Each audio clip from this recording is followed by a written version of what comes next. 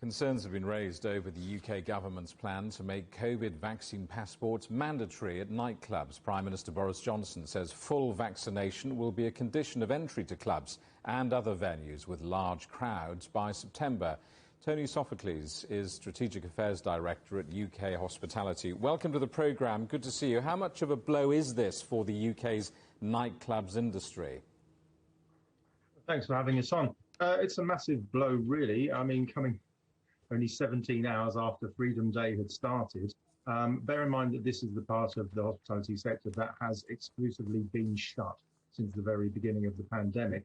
So to have Freedom Day opening and then have the rug pulled from under their feet was something of a shock, yes.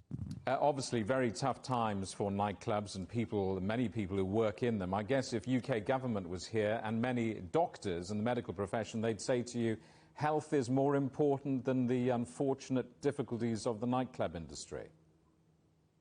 As a sector, we absolutely agree, which is why it seems absurd that Freedom Day was planned and happened, and then all of a sudden there is this decision that goes completely in the other direction, days after we've been talking with the government about exactly how we could work on a voluntary basis.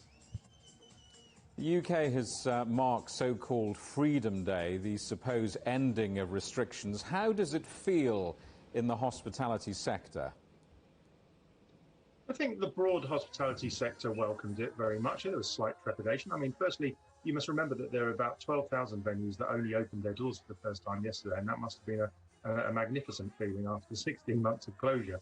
And then those others, could finally start to inch towards operating at normal capacity, given the different retention, I guess, of the measures that they might have kept from before. So yeah, we are a debt-laden sector with about £8 billion of accrued debts in rents and loans, and so people are very keen to get their staff back into work, get going, and start to drive a national economy recovery.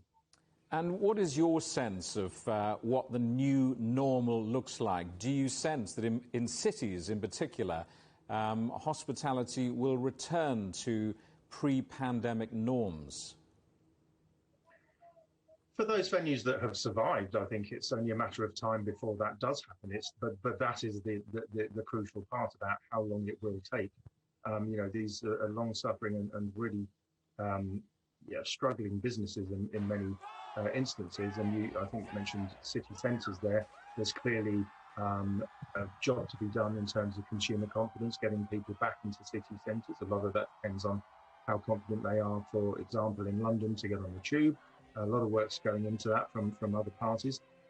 It's not going to be an easy journey, without a doubt. It takes quite some time. We're still a long way off of having pre-COVID levels of inbound tourism, and I suspect that's going to be a good year or 2 years before we're up to those sort of levels. But slowly, hopefully, as long as we don't have any reversals in the way that direction of travel, then we'll get there eventually. And it's very difficult to give a broad brush snapshot of the whole UK industry, but I mean, how damaging has the last 16 or 18 months been for the industry? Well, I suppose one really quite striking figure is the fact that we know that at least £90 billion worth in sales were lost. There were £87 billion lost up until the point of where the delay in Freedom Day was given. There was about £3 billion more there. So it's that's a hell of a lot of sales lost. A lot of jobs were put at risk. A lot of jobs, unfortunately, were lost. So this isn't just about businesses. It's about communities, pubs, restaurants, all the places that we love to go to, are the fabric of our local communities, and we want those. Everybody wants those to survive. Good to see you, and thank you very much indeed for coming on the programme. All the best. Thank you for having us.